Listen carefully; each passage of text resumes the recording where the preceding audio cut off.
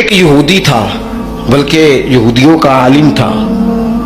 اس نے ایک دن حضرت بلال حبشی سے کہا کہ مجھے پتہ چلا ہے کہ آپ حضور کے مہمانوں کے لیے سارے بندوبست کرتے ہیں اور بعض اوقات آپ قرض بھی لیتے ہیں، تو میرے پاس کچھ اضافی پیسے پڑے ہوتے ہیں، مجھ سے قرضہ لے لینا. حضرت بلال نے کہا ٹھیک ہے، قرضہ اس سے لے لیا. ایک مقررہ میعاد، ایک وعدہ اس کے ساتھ طے ہو گیا. سیدنا بلال حبشی رضی اللہ تعالیٰ عنہ نے وہ پیسے لا کے مہمانوں پر خرچ کر دیے. ابھی اس وعدے میں نا پیسے لوٹانے میں کچھ دن باقی تھے. نبی کریم علیہ السلام، سیدنا فاروق اعظم، چند اور صحابہ مدینہ منورہ کے ایک چوک میں موجود تھے، تو وہ یہودی مطالبہ کرنے آ گیا. آپ کو میری پوری بات کی سمجھ آ رہی ہے؟ یعنی ابھی جو معاہدہ ہے، جو طے شدہ تاریخ ہے، اس میں دن باقی ہیں. اس نے آ کے کہا میرے پیسے دیں. تو نبی پاک علیہ السلام نے فرمایا ابھی تو وعدے میں وقت باقی ہے. اس نے معاذ اللہ سخت باتیں کرنی شروع کر دی، سخت. اب آپ کے پاس دلیل بھی ہو، آپ سچے بھی ہو، وعدے میں ٹائم بھی ہو، تو کسی کی سخت بات سنی جاتی ہے. اور جہاں بھائی وعدہ آئے گا تو دیکھی جائے گی تیری اتنی ضرورت. اب جب اس نے سخت بات کی تو سیدنا عمر فاروق نے تلوار پہ ہاتھ رکھا.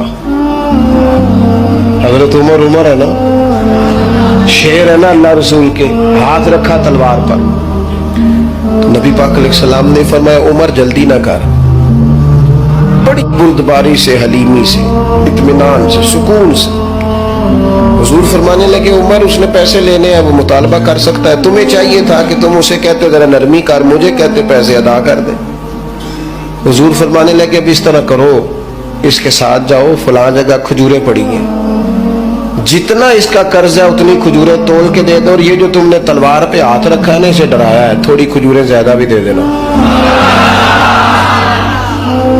آپ کا بردبار ہونا، حلیم الطبع ہونا، مزاج میں ٹھہراؤ ہونا، سکون ہونا، یہ بڑا بندے کو نا وفادار بنا دیتا ہے. آپ ہر شخص کے لیول پہ اتر کر جھگڑا نہ کریں. میں نے دیکھا ہے سیانا بیانا آدمی بچوں کے ساتھ بحث کر رہے ہیں، سمجھدار آدمی ہو کے ایک نادان سے گفتگو کر رہا ہے. میں نے شاید پہلے بھی آپ سے کہا تھا کہ میرا ایک فتویٰ ہے، اس سے اختلاف بھی کیا جا سکتا ہے. میرا فتویٰ یہ ہے کہ میاں بیوی کے جھگڑے میں اکثر قصور میاں صاحب کا ہوتا ہے. ہو گیا ہونا ناراض، لگ پہ ہونا پورا نا. ہاں میں نے پتا سی یہ جتنے فتویٰ دیتے اتنے ہی حال ہوا ہے. میاں بیوی کے جھگڑے میں نا زیادہ تر غلطی میاں صاحب کی ہوتی ہے. کیوں بھلا؟ اس لیے کہ عورت بیچاری کی عقل ناقص ہے، اس کی آدھی ہے، وہ پورا سوچنا بھی چاہے تو شعوری طاقت اتنی بلند نہیں. تو میاں صاحب کی تو پوری ہے نا، تو پھر جھگڑا ختم کس نے کرنا تھا؟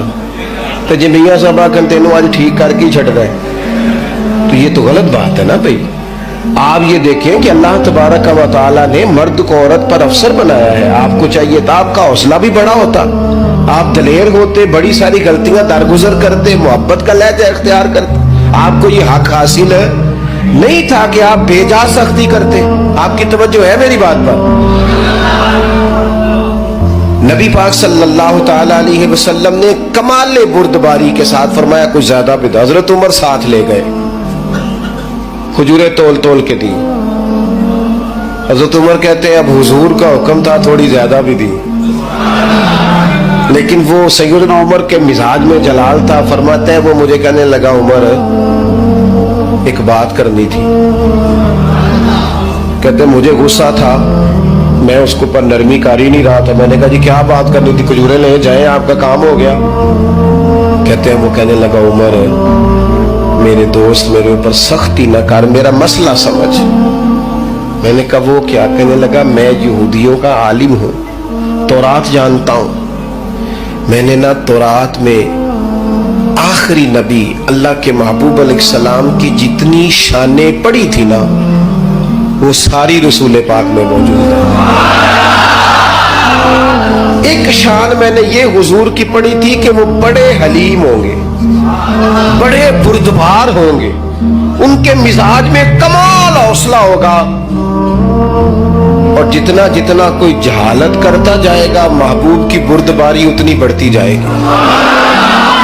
عمر میں نے جان بوجھ کے قرضہ دیا تھا، باقی ساری شانیں دیکھ لی تھی، یہ میں دیکھنا چاہتا تھا.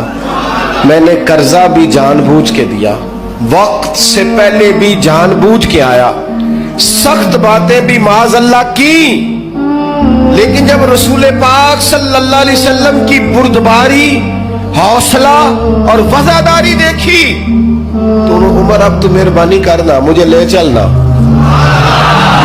مجھے نبی پاک سے معافی بھی لے کے دے دے اور رسول پاک کا کلمہ بھی پڑھوا دے.